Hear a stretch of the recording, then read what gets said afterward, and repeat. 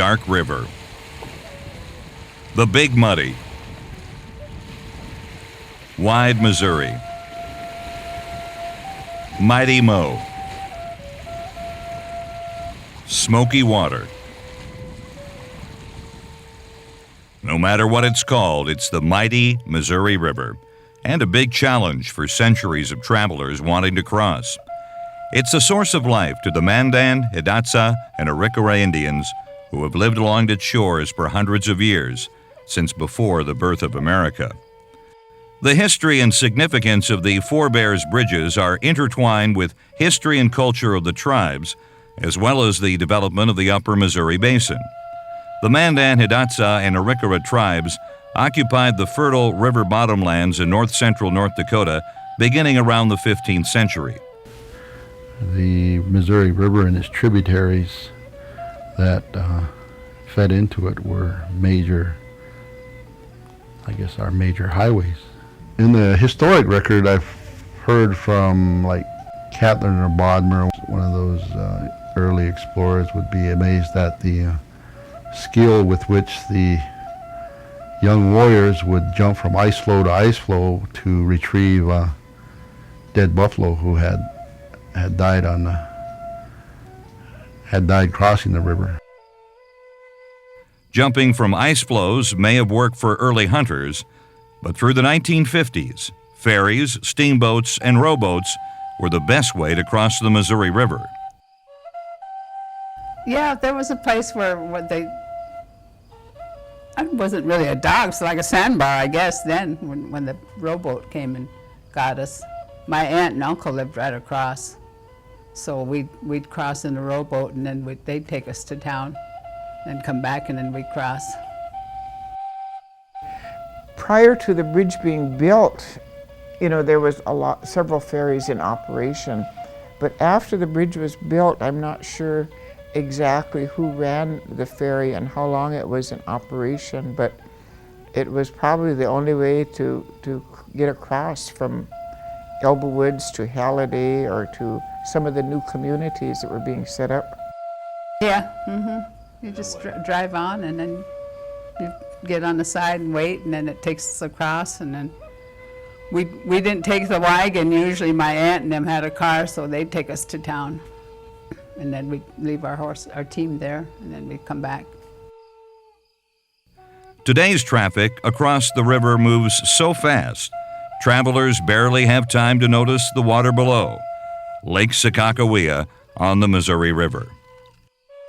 Garrison Dam, 70 miles downstream, creates the lake, spreading it across the floor of the valley. It's a wide body of water. The actual river channel is only a narrow piece of the broad waterway. At its narrow point near Newtown, it's nearly a mile wide. That's where the new Forebears Bridge today shuffles traffic some 90 feet above the water, a much faster way to travel than the days of boats and ferries. It's actually a modern version of a 1925 vision, when a young Congregational missionary at Fort Berthold was frustrated by the unpredictable ferry crossings of the river. A vision for a more modern transportation began. Missionary Harold Case mounted a grassroots campaign, pulling in the interest of 25 communities, some from as far as 100 miles away. They all wanted a better highway from the U.S.-Canadian border to the South Dakota Black Hills and beyond. Case's efforts paid off, and in 1930, new technology was incorporated into the design of the state-of-the-art bridge at Elbow Woods. It was expected to last 100 years. Engineers designed it to use new steel technology. They also designed a continuous truss bridge instead of the more common multiple truss bridge. The bridge was on track to be built, but then came fire. In 1930, the North Dakota State Capitol burned, and among the thousands of lost documents were the original plans for the Forebears Bridge at Elbow Woods. Engineers went back to work. New plans were drawn up. The War Department approved the plans in March 1932. and the Bureau of Public Roads approved the plans in April. Plans were completed at the end of August 1932. The bridge was built at a cost of $325,000.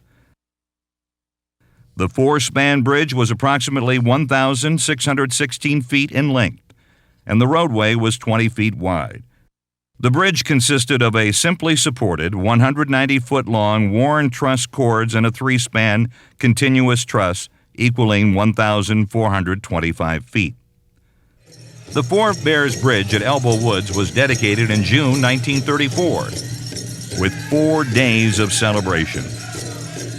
It's estimated some 8,000 to 10,000 people came to the opening ceremonies, which included rodeos, dances, powwows, and of course, the ribbon cutting. The bridge was named for 2 chiefs with the same name. The south end of the bridge was named for Chief Four Bears, a Mandan chief who earned the reputation of a mighty warrior, fighting with the strength of 4 bears. A monument dedicated to him marked the south end of the bridge along Old Highway 8. Across the river lived the Hidatsa. They too had a Chief Four Bears who came on the scene several decades after the Mandan Chief Four Bears. The Hidatsa Chief Four Bears signed the Fort Laramie Treaty of 1851. One provision of that treaty was to let the U.S. government have transportation access through the Fort Berthold Reservation. That transportation clause would open the way to the Four Bears Bridge at Elbow Woods. It spanned the natural division in the state and made more of the area accessible. So the bridge was very significant to us in terms of not only a place to go and visit, but it also connected Dunn County, and it connected all of the points beyond in Dunn County, Halliday. It connected the villages of Fort Berthold villages like Red Butte, Charging Eagle, Beaver Creek, and so forth. It was a nice, good bridge, a little narrow, but then when the days they made it, there was just T's and Model A's and team and buggies, it didn't have to be very wide. Yeah, a lot of my memories of going across the bridge would have been on horseback, because a lot of our travel as young, we'd be on horseback. But you go across the bridge, and then there was a turn that kind of followed the break, so there's kind of the rough road going up the hills and the coulees. It was a rough area. You go across when you came from the side I was on, the north side, which was a big valley side. When you got across the bridge, it was the high hills. So there's a real big difference in terrain. The first Four Bears Bridge was the last link on State Highway 8, which traverses through the middle of the Fort Berthold Reservation and was the major north-south route on the west side of North Dakota. The bridge proved important in the social and economic well-being of the area, which included many small settlements on the Little Missouri to the south and along State Highway 23 to the north. The first Four Bears Bridge was touted at the time as a gateway to the North Dakota Badlands. The Fort Berthold Indian Reservation was established in 1851. Almost 25% of the reservation, some 155,000 acres, was flooded as a result of the 1945-1953 Garrison Dam and Reservoir project. The land was important to the tribe's agricultural and livestock enterprises. The U.S. Army Corps of Engineers flooded the valley behind Garrison Dam, creating Lake Sakakawea. The American Indians native to the region, as well as white settlers in the path of the project, were relocated. Elbow Woods, once the largest community on the reservation at approximately 2,000 residents in the mid-1940s, had a population of 175 by 1950. A piece of the old reservation life was brought forward into the Garrison Dam era when the 1,425-foot-long continuous through-truss spans of the first Four Bears Bridge was salvaged and reused as the main channel spans for the second Four Bears Bridge over Lake Sakakawea. Crews moved the bridge 70 miles to where a new town was laid out to replace the flooded towns of Elbow Woods, Van Hook, and Sanish. It was named Newtown. So it had to be dismantled beam by beam, steel post by steel post, and trucked overland to its site. And it was set on what used to be the Sanish rodeo grounds. So many tons of steel, and then reconstructed and rebuilt. In 1953 and 54, the bridge was rebuilt. Extensions were added to span the greater width, and it became a landmark of the region. Both the 1934 and 1955 bridges were named Four Bears in honor of the Mandan and Hidatsa chiefs bearing that name. The tribe felt a connection to the bridge because it was a link to the past. The primary elements for the bridge came from their former home. Looked different, but all of a sudden I realized when I drove across, hey, this is the same bridge. Though it was longer, it was still the same width as when it was built in 1930. Just two 10-foot wide driving lanes. No shoulders, no walkways. In addition to its symbolic and historical significance, the bridge's importance is also economic-based because it provides a critical link to many of the area's primary destinations.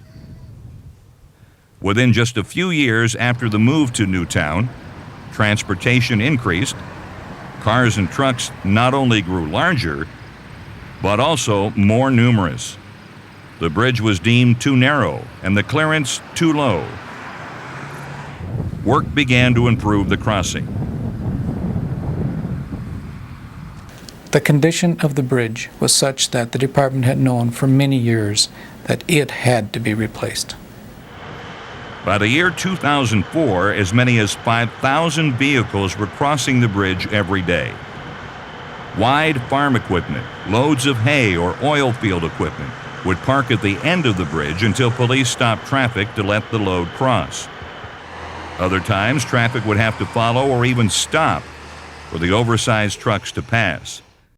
Deemed functionally obsolete, work began in 2003 to replace the Four Bears Bridge with a new, more modern structure. That meant it wouldn't be long until the old bridge would be gone.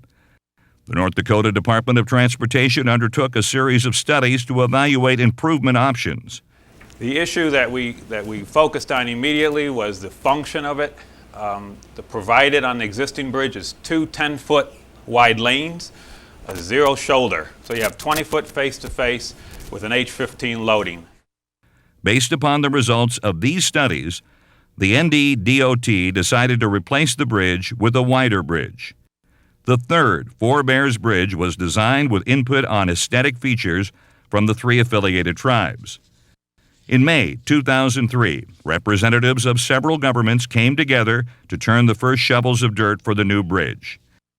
At the groundbreaking, three affiliated tribes chairman Tex Hall dubbed it the bridge they said couldn't be built. From a short section across the Missouri River near Elbow Woods in 1930 to a 1950s superstructure across the lake and the longest bridge in North Dakota, Four Bears Bridge is the lifeblood that connects two sides of the Fort Berthold Indian Reservation. Construction of the new bridge was important to the three affiliated tribes and the rest of North Dakota. Replacing the Four Bears Bridge was the largest single project the Department of Transportation had ever undertaken. It is also the only concrete segmental bridge the department has ever built. The bridge is eligible for replacement on the National Register of Historic Places. However, it does have several shortcomings in terms of minimum safety features. And if you've been to this site, you know the bridge. It's extremely narrow. It is only 20 feet wide. There are no shoulders or crash-approved guardrails, and there are no provisions for pedestrian traffic. The Federal Highway Administration, Congress, the three affiliated tribes, the city of Newtown, and the state of North Dakota all helped plan the project. But you're considering voting for this because you want to have the opportunity to put some symbolism here. You will have an opportunity here to do that. Obviously, there's there are life cycle and maintenance issues that are benefited by going with a more natural finish. And this is renderings of the steel alternate and the concrete alternate. We've got these chips that we're going to have to rely on for color, because no matter how we project them and how we print them, it's not going to represent the true color. And so these are federal color numbers that represent the actual colors. The bridge's primary users, members of the 3 affiliated tribes, the Mandan, Hidatsa, and Arikara, who live on the reservation, became integral players in the bridge's design concepts. The bridge was designed to become a product of the people it serves. They worked with area residents to design the bridge using a context-sensitive approach. The bridge would not just be a flat, ordinary structure. Its shape, color, and even artwork were designed to fit the natural and cultural environment of the North Dakota Badlands and the Fort Berthold Reservation. There's been talk about using this triangular form to represent the 3 tribes. The context-sensitive design process allows the local community to provide input into the final look of the project. In essence, it gives them ownership of the bridge. It's designing to fit the environment, designing to fit the culture, and giving people what they want rather than telling them what they want. Given the cultural importance of the Four Bears Bridge, the design team and representatives from the 3 affiliated tribes met to discuss the concepts.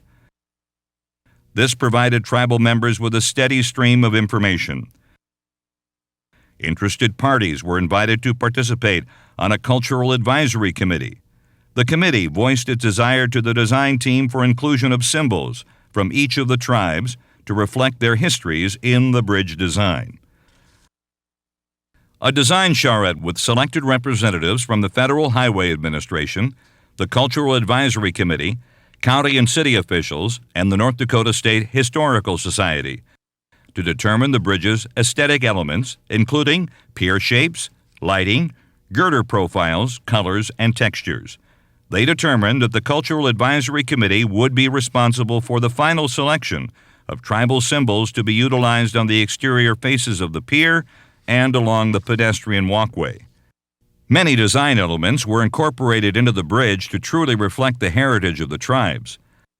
Some of these unique elements include the 10-foot wide pedestrian walkway on the north side of the bridge, which incorporates a monument at each pier location and are linked together by a unique railing reflective of the American Indian culture. Each of the 3 tribes selected 4 images to reflect their individual cultures and histories. A single panel that highlights tribal leaders from each of the tribes is featured twice on the bridge as a unifying image. The railing between the monuments is earth-colored and contains cut-out images of animals important to the tribes. The surface of the walkway was cast with a design of color and texture that creates a pattern further reflecting the tribe that is showcased in the associated panel. At each pier location, there is a circular medallion attached to the fascia of the concrete girder. These medallions feature the silhouettes of the same animals that are on the railing. At night, feature lighting illuminates the web walls at the medallions and highlights the pier shapes. Days after groundbreaking in the spring of 2003, a Baldwin, Missouri company, Frucon Construction, moved in, ready to build the $53 million bridge. This is the first time we've ever built a segmental bridge. There's a lot of new things that are going into this, from the design work, from what they did in the design to build this, to put this on paper so we could get it built. Is kind of fun to be here, just to see this stuff come together. Frucon assembled some of the industry's largest equipment at the job site. You know, in segmental construction, there's always a lot of front-end work that has to be done. Simultaneously, 2 jobs began. On the hill, about a quarter-mile away from the water, crews started work on the production plant that would make the bridge segments. At the same time, heavy equipment reshaped the shoreline to accommodate barges, material, and equipment. Sheet piling, interlocking lengths of steel were vibrated into the water's edge to form a dock. One of the big challenges here on this project is actually getting access onto the water. And so a lot of work went into actually being able to get the barges and the cranes onto the water. That took a little bit of time. Falling water levels added to the challenges, sometimes even stranding barges like this one. Drought in the mountains of Montana reduced spring runoff into the Missouri River. When winter arrived a year later, ice formed well below anticipated levels. The dock, made of sheet piling that was built in the water at the beginning of the job, ultimately ended up yards away from the water's edge. Up the hill from the water, the casting yard was built. What had once been the sacred ground of the three affiliated tribes, the powwow grounds of the Little Shell Powwow, were transformed into a construction zone. The powwow grounds were moved and rebuilt a year earlier, about 1,000 yards south of the original site. The spiritual task of moving the sacred grounds cleared the way for the bridge project. While working with the three affiliated tribes was truly an awesome experience. I had the opportunity to learn a lot more about the Native American culture and customs, and one of the things that really stands out in my mind is the respect that they have for the earth and for the sacred ground around them. A mechanic shop, welding shop, carpenter shop, offices, and the very important casting yard would be built here.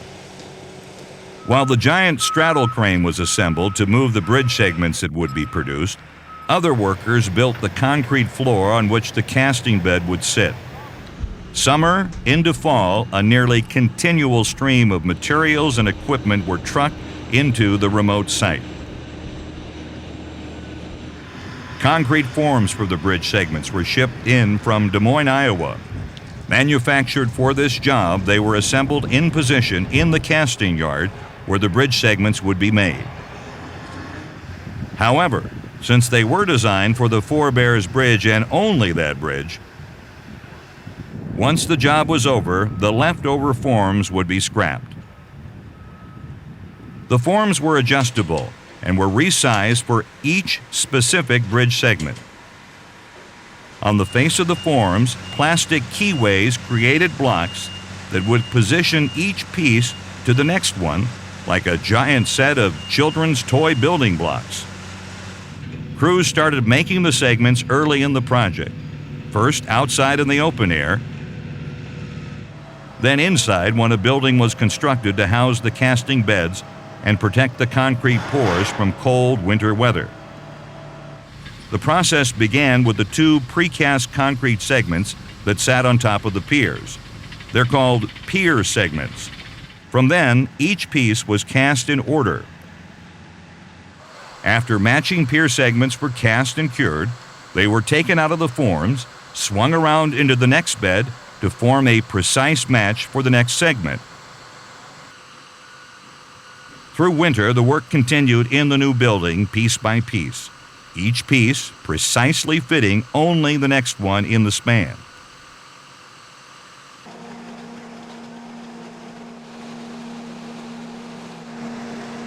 Once a segment from bed A was cast and cured, it was moved into place to become a wall of the form for the next segment in the bridge. Winter and summer work continued.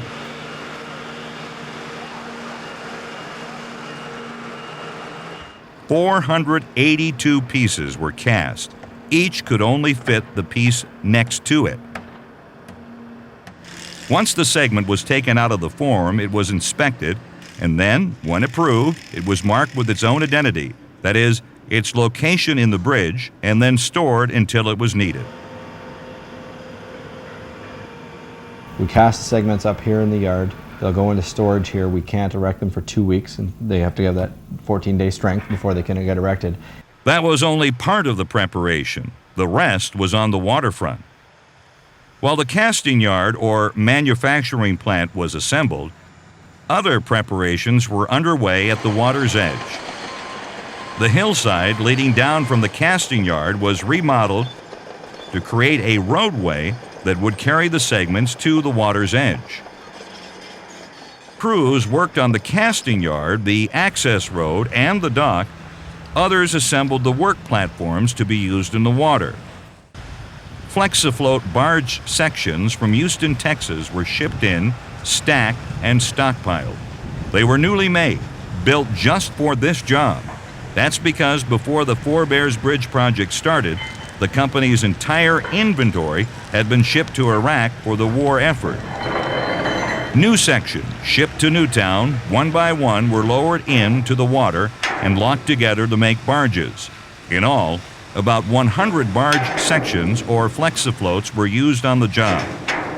Most sections were 40 feet long by 10 feet wide by 8 feet deep. Some were half that size. They formed the working platform for the large cranes, the bridge segments, and other materials to be used on the bridge.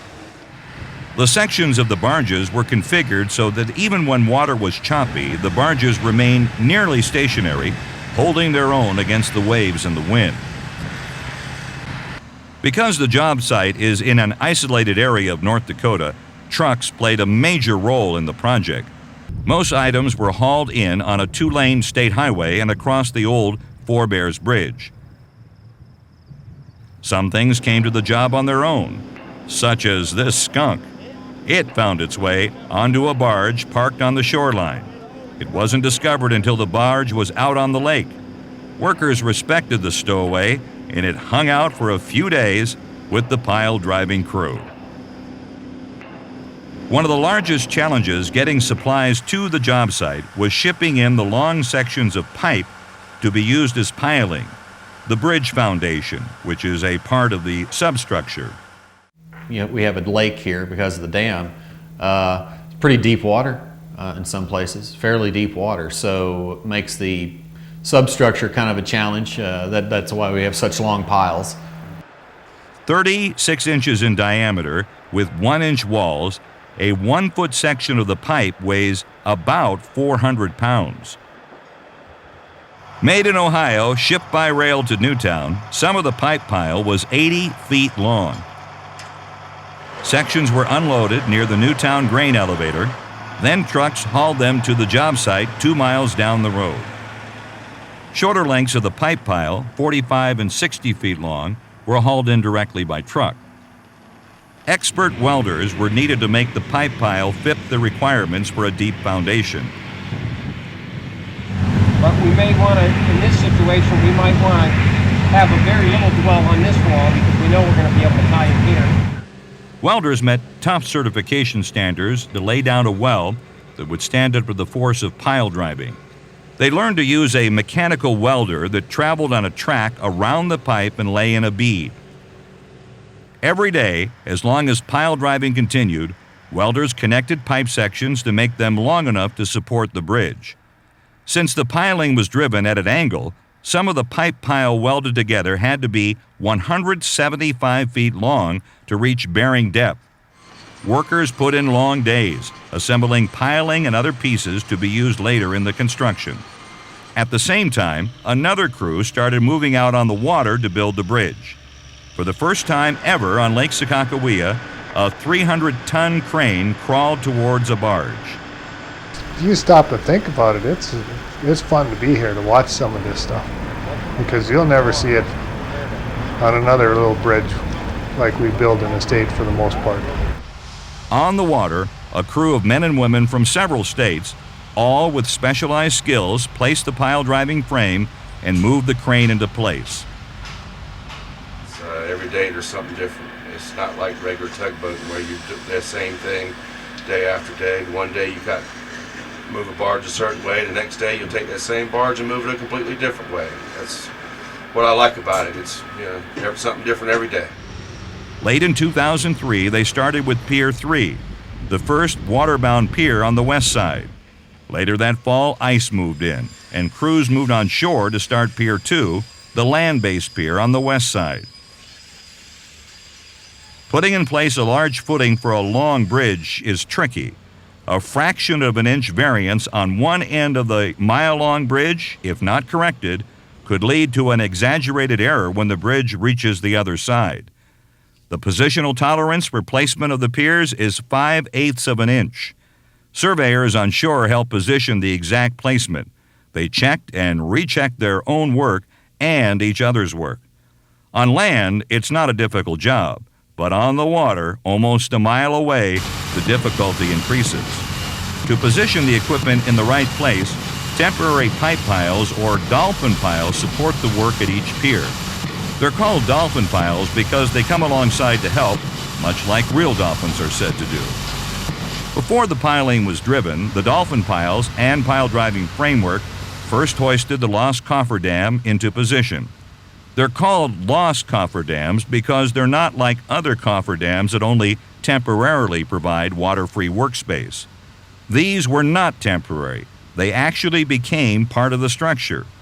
Each one was prefabricated on shore, then floated into exact placement, a massive job for the 400,000 pounds of concrete. When you see them put a 400,000 pound piece of concrete on water in place within, a half inch of where they're supposed to be with a tugboat, this is pretty exciting, I think. That takes a lot of planning to get that close. The pile driving technique that they used, the framework they used to place them, to hold them in place while they poured them full of concrete, is amazing. Once the lost cofferdams were in place, pipe pile was driven through them. The pipe pile was held in place at an angle by large hydraulic clamps. The piling was driven through the clamps and the lost cofferdam into a solid layer of earth below the riverbed, some 80 to 100 feet below the water surface. Pointed tips help the pile penetrate the layers of the earth below the riverbed. Each blow of the pile driver hit the pipe with 20,000 pounds. It was considered to be in place when the pile moved less than an inch in 20 blows. Once in place, the pipe pile was trimmed to length inside the hollow lost cofferdam. Next, the base of the lost cofferdam was sealed with concrete, a job sometimes even done at night. Once the base was watertight, iron workers went inside to tie reinforcement steel. After the steel was tied, workers filled the pipe pile with concrete. Then, concrete was placed in the hollow cofferdam to form a solid concrete base for what came next: the pier columns. The cofferdams are a key part of the bridge. Not only are they the pile caps and the pier column bases, they are also the first line of defense against one of the natural enemies of the bridge: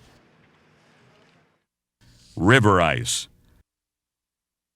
On a body of water the size of Lake Sakakawea, not only do you have ice chunks floating down the river and hitting our substructure units, but also you have sheet ice. As the ice expands, it expands in all the directions, and the piers were actually designed so the sheet ice could ride up the sides of the piers and break off rather than create a direct impact on the substructure. The lost cofferdams, as we call them, which are also turned into the pile caps, the pier bases, are used to deflect ice, to shear the ice as it rides up on it. But they're also used to tie all the 36-inch piles together so that you have one uniform structure to build your column from to put the segments on top of. Ice is a factor in the life of the Four Bears Bridge, but it also caused problems even as the bridge was being built. In November 2003, ice built up and chased crews off the water. It started icing up when we took an ice flow that came down from the north. And when the cold moves in on you that fast, it's a challenge. For days, instead of building a bridge, crews worked to get barges and machinery off the water. We were really banking on working in the river a lot longer. Some of that was due to the late startup, delay in getting some equipment here, and And then of course winter arriving about 6 weeks too early. We had expected to start another pier this year out there, and as you can see now we haven't. Cold weather slows everybody down. You have a problem with trying to pour concrete with fresh water that freezes. We have ice on the river right now. It's not a fun project right now. The biggest challenge right now is to finish our concrete pour we have in progress, get our big crane off the water before it freezes in. The cold weather is, in my mind, been a real factor in production. Cold weather is really, I've never been this cold weather myself, this cold weather. And it slows things down, it really does. You know, equipment breaks down more often, things freeze up. Tugboats were kept busy as winter ice moved in. They pulled double duty during the freeze-up, not just to push barges, but also to break ice. The way the temperature is right now, it'll take 3 times a day. I done it this morning, I'll do it this afternoon, I'll do it again about probably 12, 1 o'clock at night. And then after we get the 2250 barge in, then I got to keep everything churned up till we get the cofferdams off. The first winter of 2003-2004, when cold weather set in, a newly built cofferdam and its barge were ice-locked next to shore. Workers wrapped the barge in styrofoam to help prevent it from buckling when ice pushed against it. In November 2003, a second shift was added to stay on schedule. Work went around the clock. Night crews moved segments and got casting beds ready for the day crews. On the water, the overnight work of the tugboats was evident in the open water. They kept ice chunks moving to keep the water open for the day crew. The cold weather was a shock to many of the workers from the south.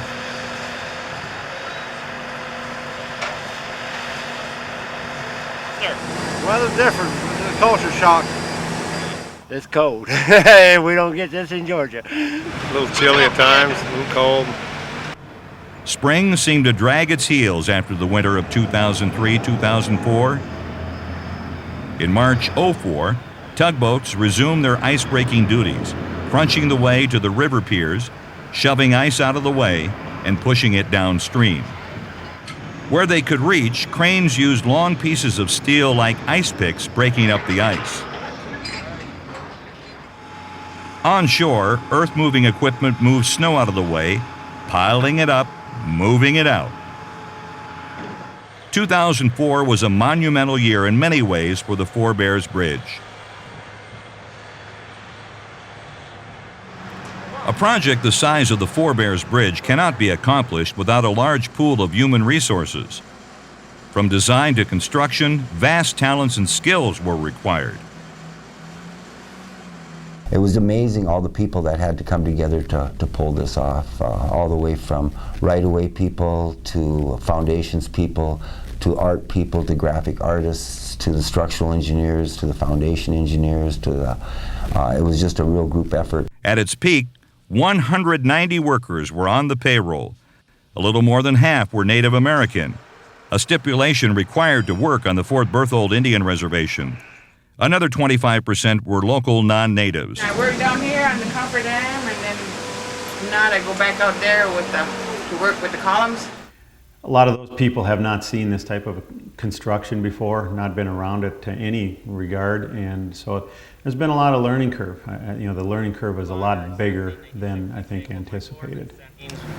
Handrails have to be up immediately. If there are no handrails, you stay away from the edge until... We've drawn from, locally, obviously, as much as we can.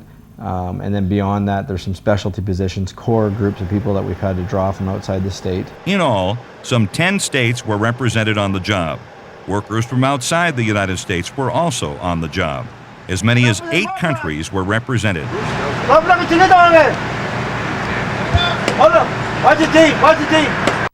Even with a strong number of people from outside the area, the work pumped millions of dollars into the local economy. I think our number is about $10 million in labor. Probably 75% of that will be locally spent. The project's importance to the state was evidenced by the frequent tours. High school students, lawmakers, and others came to check the progress. Survey starts at 4 in the morning and away we go. That's a typical day. Out on the water, once the piling and cofferdams were filled with concrete,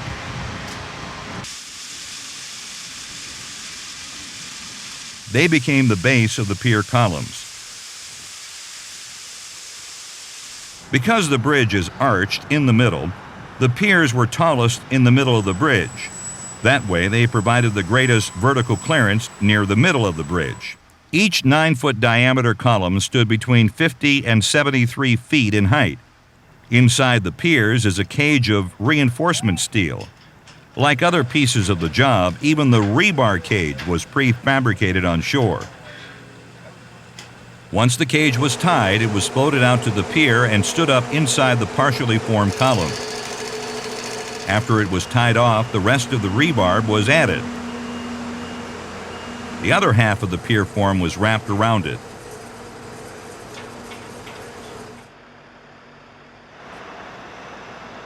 Once it was ready, it was filled with concrete, roughly about 100 cubic yards average for each of the pier columns.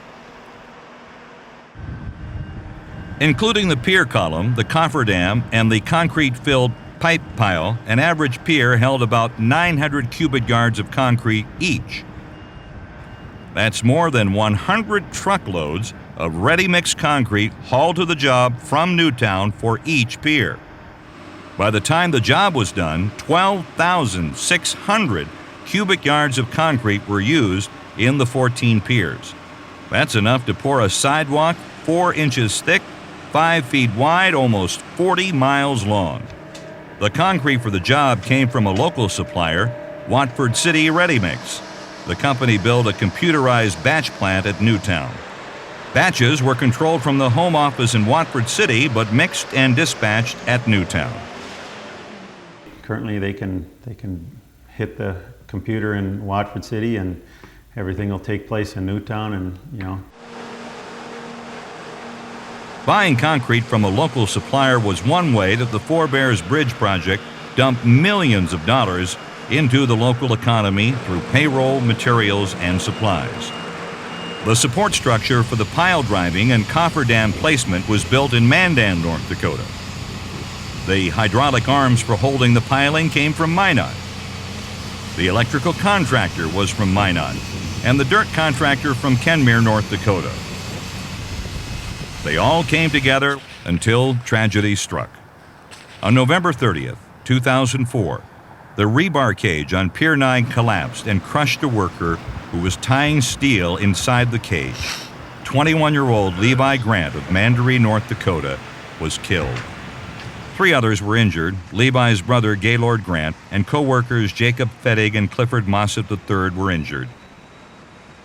Their safety harnesses saved them from an icy and deadly plunge into the water. Investigators moved in to find out what caused the accident, and the job shut down. A pall was cast over the job. Investigators determined there were problems with the training of workers and procedures used by the contractor to build and erect the rebar cage. When the job was finished, workers still look back on that day as the low point. Once all the initial staging work and the substructure work was far enough along, the superstructure was erected, one segment at a time. 2 types of precast segments were used. The erection started with the 100-ton segments on top of each of the piers called pier segments. Between the pier segments were typical segments. After the segments were cast, they were stockpiled in the storage yard. Then, they were closely inspected and prepared to fit tightly to the next segment in the bridge. Segments, you have to pressure wash them. We have to do some post-tensioning here before they get lifted and erected. So there'll be a lot of work going on those segments out here.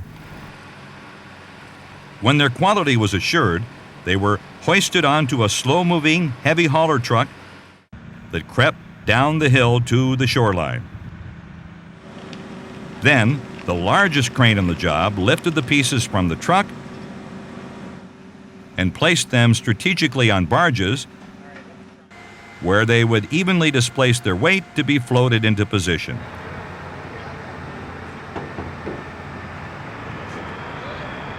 Once in position under the cantilever, a pair of beam and winch hoists, one on each end of the cantilever, lifted the segments. The beam and winch would snug a segment into place and hold it until it was tightened up to the previous segment. The winch beams up top. We'll drop our winches down, and we'll hook to our yokes, which will be on top of the segment. Once that happens, we'll hook to it, get it level. We'll lift it up until it clears the structure. They only give us 6 to 8 inches of clearance, so we just about have to have no wind. Water is a natural enemy of bridges such as forebears. If water gets between the segments, it can freeze and expand in the winter, eating away at the concrete and causing a larger gap over time. That's why an epoxy compound was applied to the adjoining surfaces of the matched segments. It created that watertight bond, keeping the water out. This right here, you need to pull it up. That back side needs to come up. After erecting and fastening the segments together, one more major task was needed to hold the bridge together. Deep inside the structure, workers strung post-tensioning cables from each segment to the piers. Each cable, bearing millions of pounds of pressure, held the bridge together, anchoring it to the piers. More than 2 million feet of steel strand wire holds the bridge together. That's 430 miles of a 7-strand wire, 6/10 of an inch in diameter. If all 7 strands in the Forebears Bridge were attached as one piece, it would be long enough to extend from the farthest tip of Long Island, New York, to the Golden Gate Bridge in San Francisco. While work was going on inside the bridge, on top of the bridge, crews built the concrete rail on either side of the roadway and installed a metal railing along the walkway. Artwork in the metal railing honored the 3 affiliated tribes, the Mandan, Hidatsa, and Arikawa Nation, and the legendary leaders of the tribes. Tribal emblems were impressed into the concrete. The artwork came from the context-sensitive design planning early in the process, artwork that was a key component of the bridge design long before the first concrete segment was cast. I'm very proud of the look of the Forebears Bridge. It captures their heritage, and it truly bridges our cultures. You know, it's going to be a nationally known bridge. There's the context-sensitive design, the work with the tribes, and the different aspects of the bridge that are going to come out. Primarily, I believe what is the aesthetic aspect of the bridge is mainly what's caught a lot of people's attention. There's a lot of effort put forward in the design stage, and with a design charrette, and with the numerous groups involved in having specific heritage elements incorporated into the bridge, which is quite unique. They all came together like a giant orchestra, harmonizing into one symphony. The Forebears Bridge project rose into a crescendo, building anticipation for the final measures at the end of 2005. One by one, the pier building process was repeated across the river. During the life of the project, some 45,000 cubic yards of concrete were delivered to the site for the piers, the segments, and other uses. The piers also contain nearly 2 million pounds of reinforcement steel, the equivalent of more than 1,000 subcompact cars. In September 2005, the big switch came. Traffic for the first time drove across a modern structure to get to the other side of Lake Sakakawea. At the same time, with almost no notice, the contractor closed the old bridge. And so ended a chapter of Western American history, a piece of North Dakota transportation and tribal memories. Though there was not much ceremony to the closing of the old bridge, the biggest celebration was reserved for the opening of the new bridge. It was an event called Bridging the Culture. In October 2005, the bridge was officially christened in a 3-day celebration. This is a truly historic dedication and a new era of the new Forebears Bridge. To all of the people who worked so hard on this incredible project, thank you, congratulations.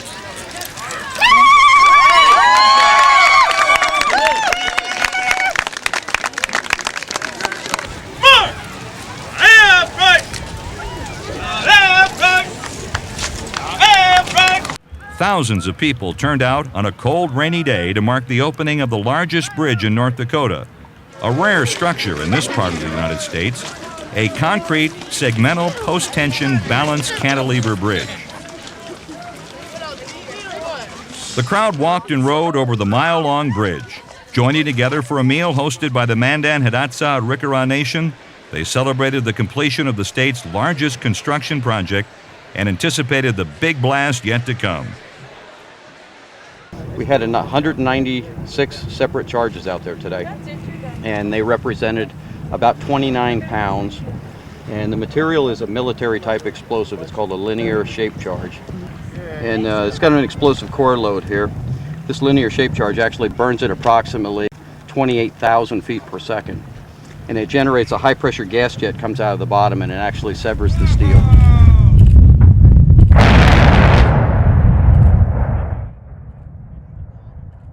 A professional demolition crew from Wyoming, Demtech, worked for weeks taking down the old bridge.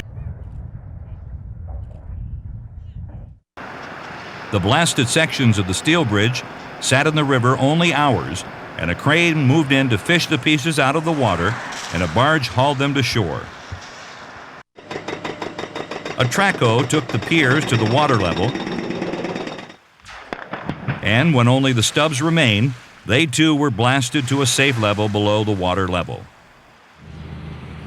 Removing the old Forebears Bridge did not remove it from the hearts and minds of people, nor the history books of the region.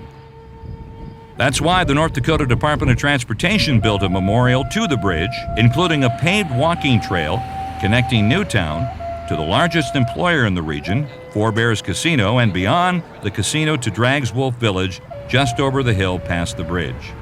Along the way, a portal plaza gives visitors a chance to walk under and around 2 sections of the old bridge that were saved from demolition. The openings to the through truss sections of the bridge, the portals, stand tall and high, looking over the water nearby.